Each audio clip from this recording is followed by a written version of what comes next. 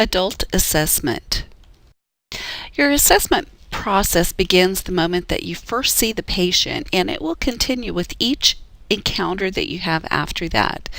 A patient's body language and or facial expression can really tell you a lot and can give you clues as to what areas you need to focus on in your assessment. It's also good to have report from off-going staff, but never let their report take the place of your own assessment. Assessments can change in the matter of minutes. So it's good to do your own complete assessment on each patient at the beginning of each shift, and as necessary and as specified by the facility that you're working in addition to the unit that you're working on. If the unit is chaotic when you reach the floor following report, it's a good idea to at least step into each patient's room. Maybe introduce yourself and explain that there's something that you need to attend to, but that you will return to do an assessment as soon as possible. Reassure the client that someone is available to answer call lights. Again, client status can change very quickly for better or worse, and the sooner you lay eyes on your patients and the sooner that you do your assessment, the better off. Make sure that you CYB. Cover your backside. Review the patient's health history as much as possible, the medications they're on, what allergies they have, chronic illnesses they suffer from, recent illnesses, etc. It will really help, again, focus your assessment. Be alert for any changes in the patient's current status since the last assessment. Nurses are often the first to detect changes in a client's status. Physical assessment skills are one of the nurse's most useful skills. Always ask for permission prior to touching a client and consider their religious and or cultural views. It may require a third person being in the room that is of the client's gender if it's necessary to inspect genitalia. Make sure that you have the right equipment with you. It saves time. Provide for the patient's comfort. Make sure they have the room is warm enough, that they've urinated, etc., and provide for privacy. Wash your hands and explain what you're going to do. Wear the appropriate personal protective equipment depending on the client's body fluids or any discharge. Always wear clean gloves with breaks in the skin or when you contact mucous membranes. Realize that assessments can be completed during each client encounter, such as bathing or toileting, medication administration, etc. So you're always on assessment duty, so to speak. Nurses need experience to recognize normal variations among patients and ranges of normal for an individual. We start off with inspection. It requires good lighting and full exposure of body parts. You inspect each area for size, shape, color, symmetry, position, and the presence of any abnormalities. If possible, inspect each area compared to the same area on the opposite side of the body. Through palpation, the hands will make delicate and sensitive measurements of specific physical signs. Palpation will detect resistance, resilience, roughness, texture, temperature, and mobility. Palpation can be light or deep. For light palpation, you will apply pressure slowly, gently, and deliberately, depressing only about half an inch. After light palpation, you might want to use a deeper palpation to examine the condition of organs. And to do that, you will depress the area you're examining by about an inch. Percussion involves tapping the body with fingertips to vibrate underlying tissues and organs. The denser the tissue, the quieter the sound. The most commonly used percussion technique is the indirect technique. You perform the indirect technique by placing the middle finger of your non-dominant hand firmly against the body surface. With the palm and fingers remaining off the skin, the tip of the middle finger of the dominant hand will strike the base of the distal joint of the finger. A light, quick blow will produce the clearest sounds. Auscultation is listening with a stethoscope to sounds produced by the body. To auscultate correctly, listen in a quiet environment for both the presence of sound and its characteristics. To auscultate, you need good hearing acuity, a good stethoscope, and knowledge of how to use the stethoscope properly.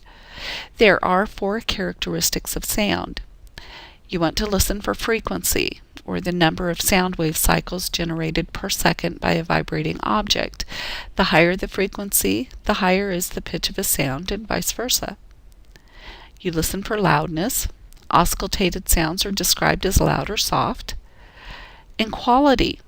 Terms such as blowing and gurgling will describe the quality.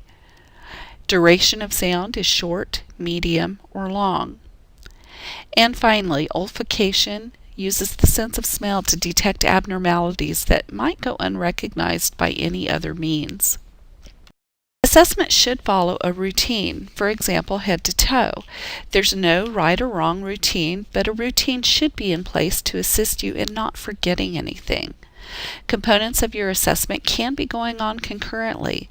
In other words, while you're palpating a pulse, you can be feeling for skin turgor, or feeling for skin temperature, you're checking skin color, you may be checking also for capillary refill, etc.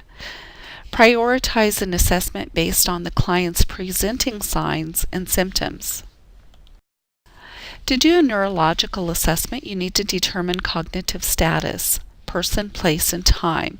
So they're oriented times 1, 2, or 3. They're oriented to person, they're oriented to person and place, they're oriented to person, place, and time. So oriented times 1, etc. is sufficient for your documentation. Determine responsiveness. Are they responsive to verbal stimuli? Are they not responsive to verbal stimuli, but they are responsive to tactile stimuli? Maybe they're only responsive to painful stimuli. Listen for their verbalization. Is it clear and understandable, or are they slurring their words? Are they speaking appropriate words, etc.? When you assess pupil reaction, you're going to dim the light. If possible, cover the eye that's not being tested. Come from the outside with your pen light, and note the briskness and equality of the reflex. Pupillary reaction, if it's normal, is pearla, pupils equal and reactive to light and accommodation, or pearl, pupils equal and reactive to light. If they are not equally reactive, you definitely want to note the size of the pupils. Psychosocial, are they cooperative? Do they have a support system available? This is a chart of pupillary sizes. Vital signs. Height and weight, they're not typically vital signs, but they are necessary pieces of information.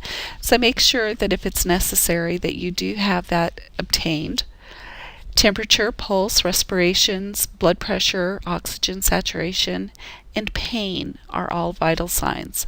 Pain is to be assessed as to whether it's acute, chronic, persistent. Maybe it's a cancer pain, which is a totally different type of pain. You have to assess pain in all of your patients. Not all patients will admit to pain, but you also assess for physical, behavior, and emotional signs and symptoms of pain. Do they cringe when you touch them, or do they wince when you are palpating, or when they move?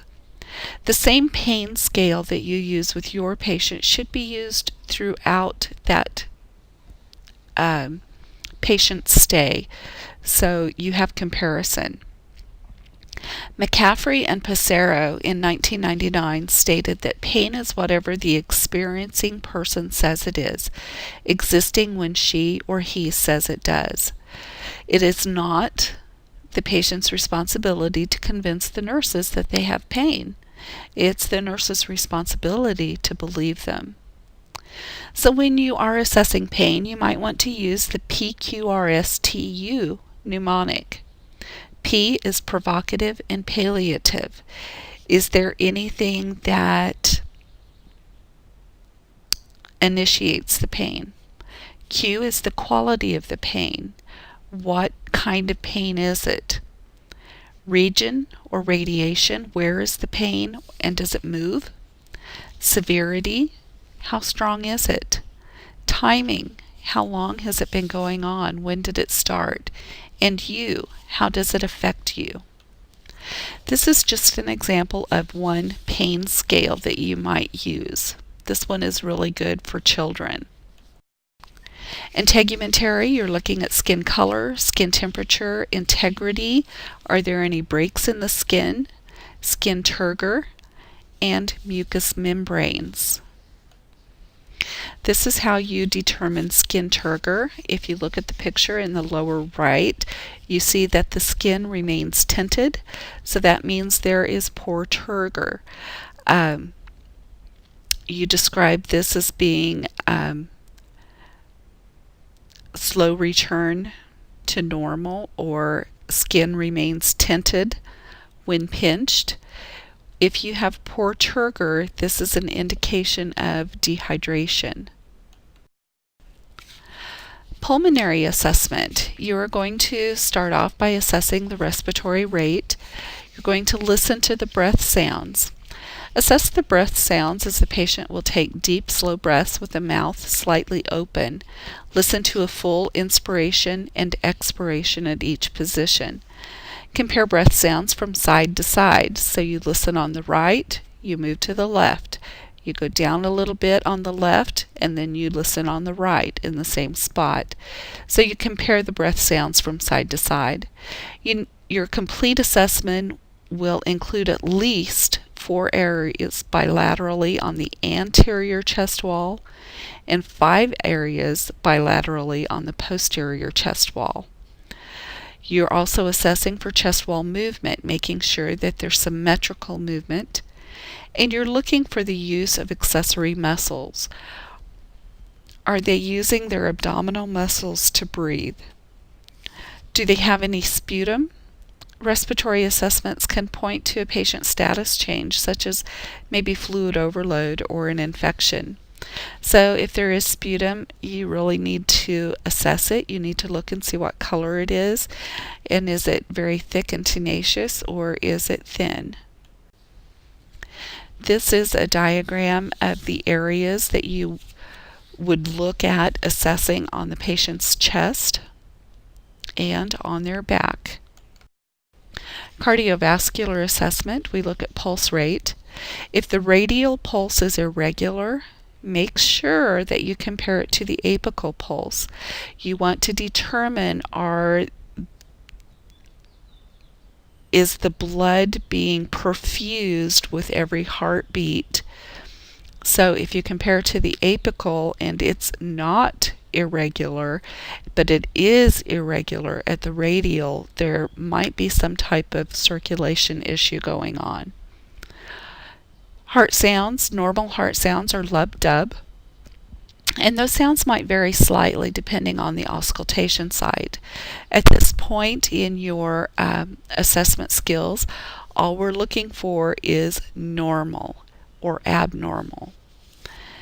And you're looking at capillary refill. If you pinch slightly the fingernail bed will blanch and it will turn white. When you release the pressure, it should pink back up. So we measure that as being brisk or sluggish. You can also measure it by the number of seconds that it takes to return to normal. Usually we would assess that at if normal being less than 3 seconds. Neurovascular assessment. Are the extremities warm and pink? Do they have numbness or tingling or inappropriate sensation?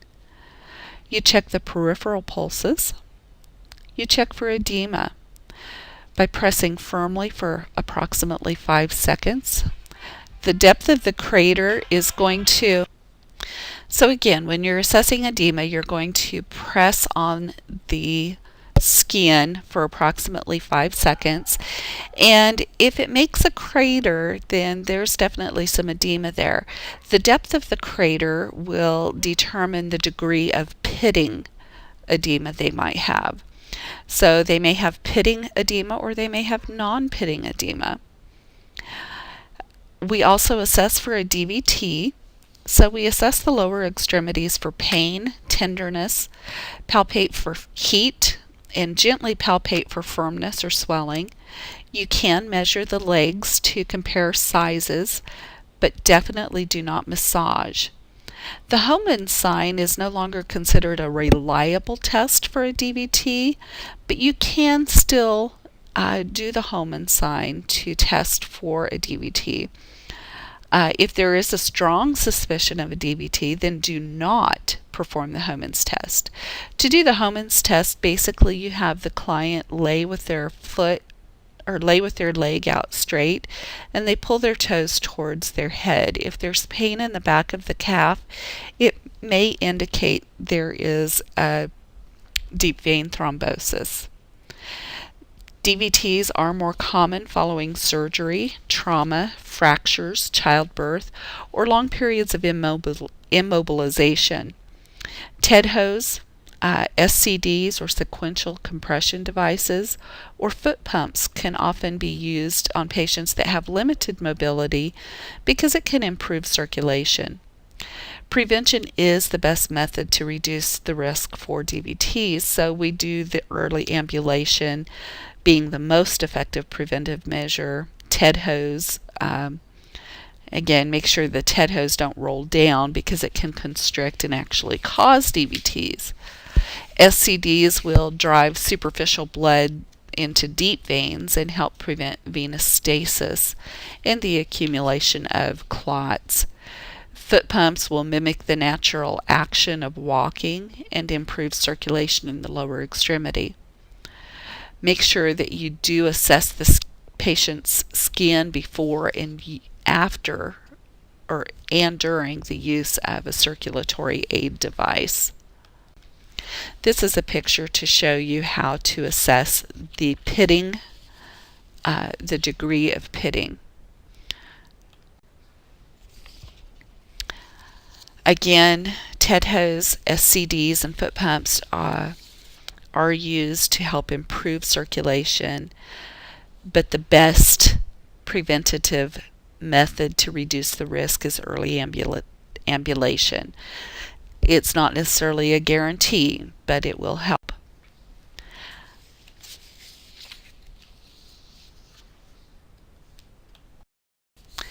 Assessing musculoskeletal, you want to assess the joints for swelling, redness, tenderness, for movement. When the patient moves, you will assess the patient's gait, posture, and position. You want to make sure that movement is symmetrical. Assess grips, movement against resistance, pushing and pulling. Assess bending of elbows and knees. Genitourinary, you will palpate the bladder. You should palpate a smooth rounded mass. And it can assist in determining urinary retention or inadequate emptying of the bladder. And you would also assess the urine characteristics, the color, the odor, if there's any sediment, etc. Gastrointestinal, you will assess the abdomen. Is it soft? Is it distended? Bowel sounds. Divide the abdomen into 4 quadrants using the umbilicus as the axis point.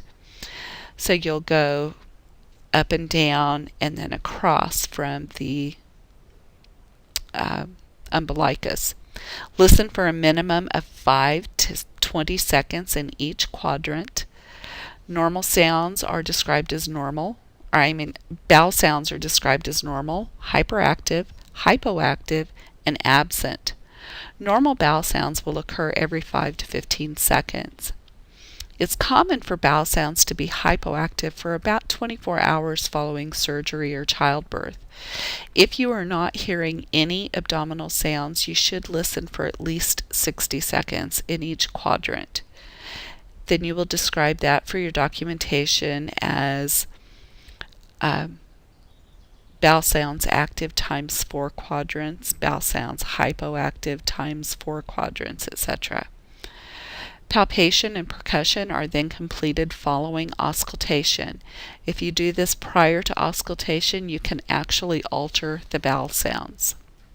If the client has an NG tube, you want to clamp the NG tube while you auscultate bowel sounds. And then finally, you need to assess for any procedural or site assessments. So you want to look at dressings. Are the dressings dry and intact? Is there shadowing? Is there fresh drainage? What color is the drainage? You do not describe drainage as being bloody. You describe it as being bright red, dark red. You would describe it as being how much of the dressing is saturated. Is it a quarter size? Is it 1/2 saturated? Is it completely saturated, etc.? You want to assess incisions. Incisions for, are they well approximated, the edges well approximated? Is there any opening in the incision? Are sutures or staples intact? Is there redness? Is there any drainage, etc.?